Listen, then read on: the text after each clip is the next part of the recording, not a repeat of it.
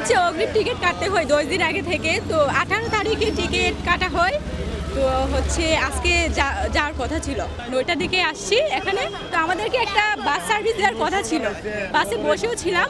তো হচ্ছে হঠাৎ করে আবার বললো যে বাসটা যাবে না, অন্য বাস যাবে, অন্য বাসের ব্যবস্থা করা হবে। আমি চট্টগ্রাম যেতে যাচ্ছি, আমি অনলাইনে টিকিট কাটছি।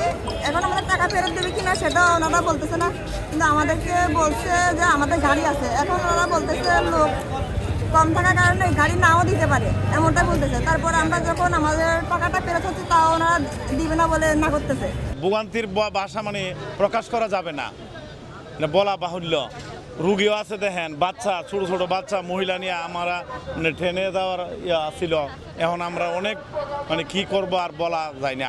টিকিটও বন্ধ, টিকিট কাটা যাচ্ছে কিন্তু এখানে তো টিকিট পাওয়া যাচ্ছে না এখন। ড্রাইভার ছিলাম তো ট্রেনে টিকিট কাটছিলাম, এখন ওই যে গন্ডগোল স্টেশনে, এই কারণে আর কি রেল কর্তৃপক্ষ বাস দিছে।